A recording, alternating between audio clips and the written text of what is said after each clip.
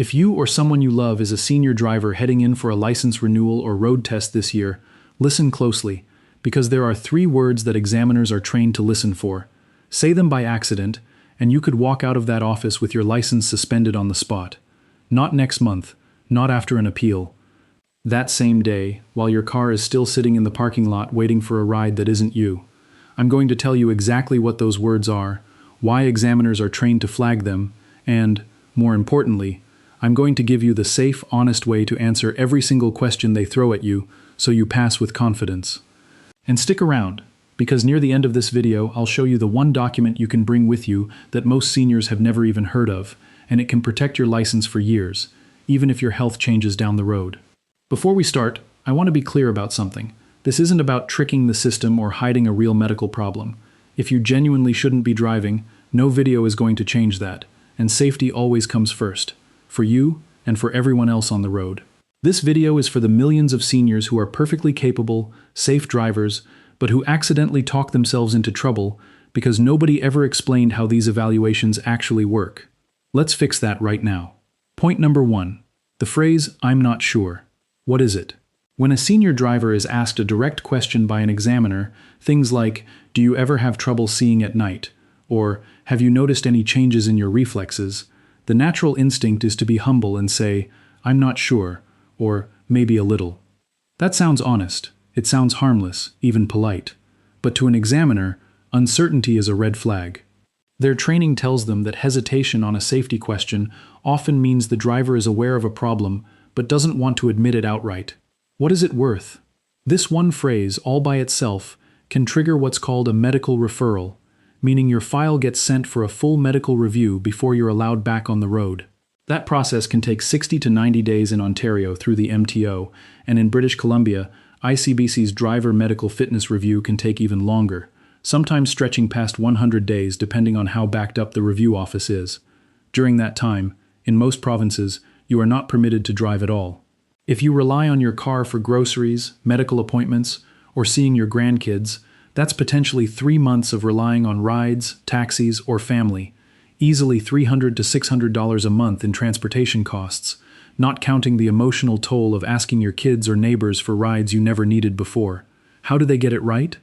Instead of saying, "I'm not sure," always answer with a specific fact. If they ask about night vision, say something like, "I had my eyes checked 6 months ago, and my optometrist cleared me for night driving."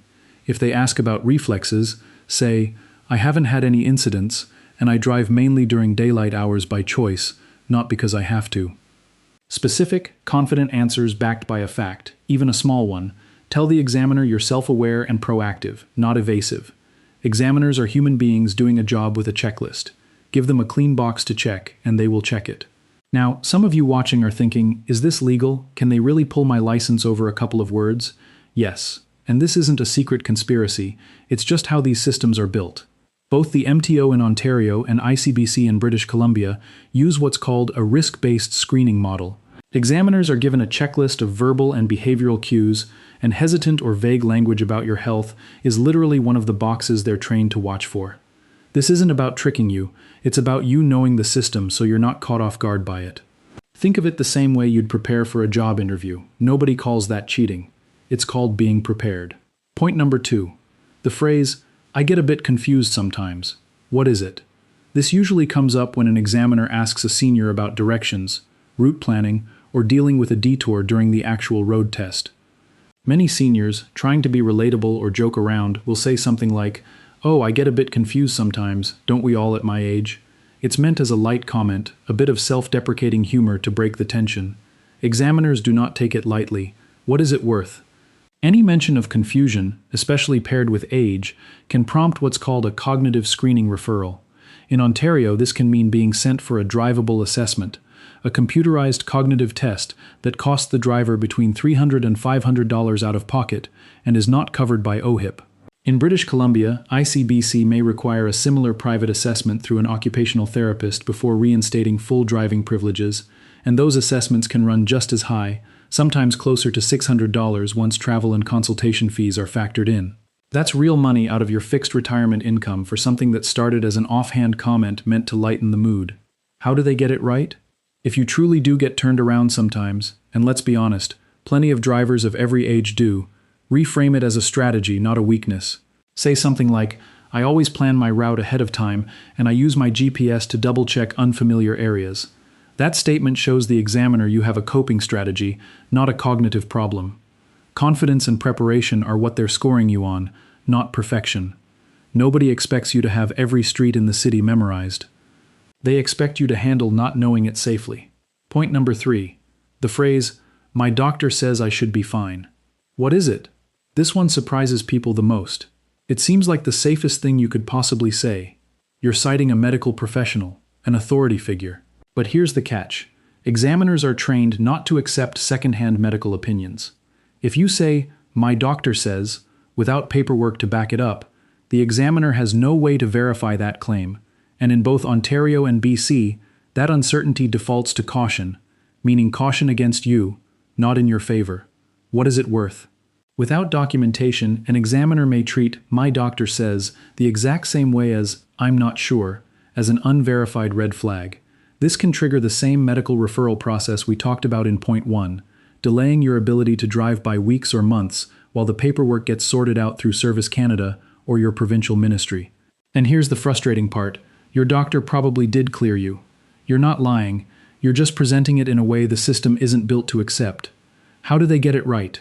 Never rely on a verbal claim about your doctor's opinion. Bring the actual paperwork. In Ontario, this is the medical condition report, which your doctor fills out using Form MOH-0184. In British Columbia, it's the driver's medical examination report that ICBC requires directly from your physician. If your doctor has cleared you to drive, get it in writing, on the official form, and bring a copy with you to your renewal or road test. A single piece of paper can completely eliminate any doubt in the examiner's mind, on the spot, with zero delay and zero back and forth. Now you might be wondering, why didn't my doctor or the DMV just tell me this? Honestly, it's not their job to coach you on how to talk during your test. Their job is to process paperwork and administer the test itself. Nobody sits down with seniors beforehand and explains the psychology of what examiners are listening for. That's exactly the gap this video is filling. Your family doctor sees dozens of patients a day. They are not thinking about how your phrasing at an MTO counter 6 weeks from now might get misread. That's on you to prepare for, and now you know how. Point number 4. The document most seniors don't know exists. The Functional Abilities Letter. What is it? This is a supplementary letter, separate from the standard medical form, where your doctor documents specific functional abilities relevant to driving. Things like reaction time, range of motion in your neck for checking blind spots, grip strength for steering control, and visual field. It's not mandatory, which is exactly why almost nobody brings one, and exactly why it stands out so favorably when someone does. What is it worth? Bringing this letter proactively, especially if you are 80 or older and facing the mandatory renewal cycle in Ontario, or if you've been flagged for a review in British Columbia, can prevent an in-person road test altogether in some cases, saving you the stress of the test itself and potentially saving weeks of processing time. For seniors who feel anxious about testing, this alone can be worth avoiding a failed attempt and a mandatory retest fee, which runs about $50 to $90 depending on your province, plus the scheduling delay of waiting for the next available test slot, which in some cities can be 4 to 6 weeks out. How do they get it right? At your next doctor's visit, simply ask, "Can you write me a functional abilities letter for my driving renewal?" Most family doctors are familiar with the request, even if patients rarely ask for it. Bring 2 copies. One for the examiner, one for your own records, to your renewal appointment. Keep the copy for your records in the same folder as your medical condition report, so everything is together in one place if you're ever asked for it again down the line. Some of you are probably asking, will any of this affect my insurance rates if it comes out that I had a review? Generally, no.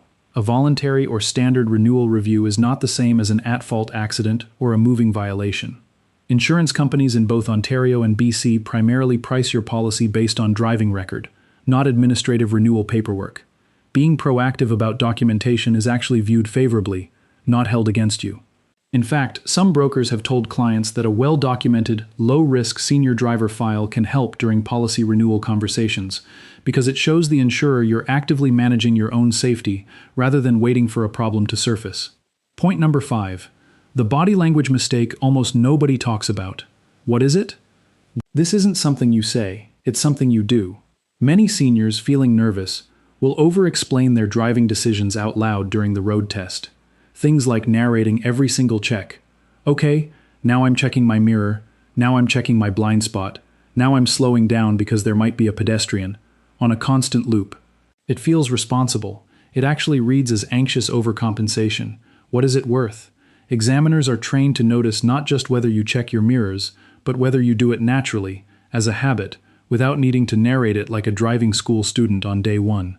Constant narration can unintentionally signal that you're not confident in your own automatic habits, which can lower your scored confidence rating even if every single maneuver you perform is technically correct.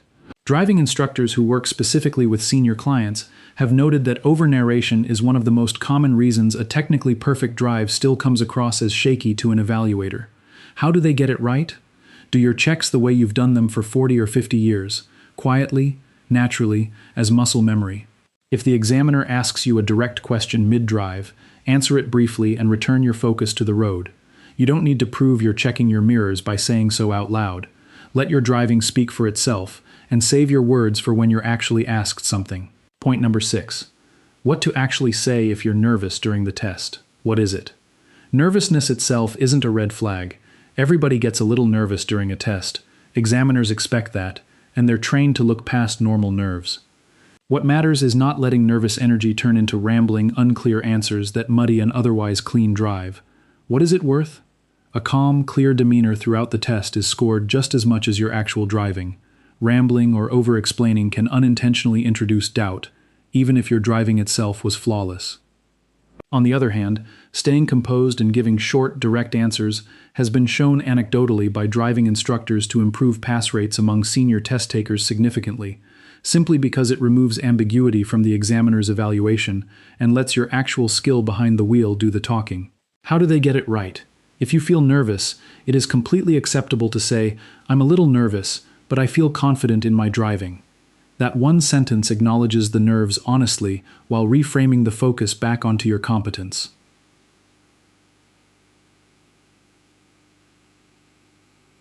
Practice saying it out loud before your appointment so it comes naturally, the same way you'd rehearse before a job interview or a big family gathering where you know you'll be asked hard questions. Now let's bring it all together. Here's your action step. Before your next renewal or road test, do 4 things. First, book an eye exam within the last 6 months and bring proof, even if it's just the receipt or the report from your optometrist. Second, ask your doctor for both the medical condition report and the functional abilities letter using the official forms, MOH 0184 in Ontario or the ICBC Driver's Medical Examination Report in British Columbia. Third, practice your answers out loud so that words like "I'm not sure" and "I get confused" never come out of your mouth, even by accident, even as a joke to break the tension. And fourth, drive the way you always have, naturally, quietly, without narrating every single move like you're being graded on your commentary instead of your driving. And if you're thinking, "This all sounds like a lot of extra work for a routine test," I understand that reaction completely. But think of it this way. 15 minutes of preparation and a couple of pieces of paper stand between you and potentially months without your license, hundreds of dollars in unexpected assessment fees, and the loss of the independence that lets you live life on your own terms. Driving to see your grandkids, getting your own groceries, going to church, or just taking a Sunday drive because you feel like it. That trade-off is not close. If this video helped you or gave you something to think about, do me a favor, share it with a parent, a neighbor, or a friend who has a renewal coming up. Somebody in your life needs to hear this before their appointment, not after, because by the time you're sitting across from the examiner, it's too late to prepare. Drop a comment below and let me know which province you're in, because the exact forms can vary from Ontario to BC to Alberta and beyond, and I read every single comment. And if you want more videos like this one, breaking down exactly what the government doesn't explain clearly, so you can keep your independence and your peace of mind, hit subscribe and turn on notifications, because I've got more of these secrets coming every week. Stay safe out there, and I'll see you in the next one.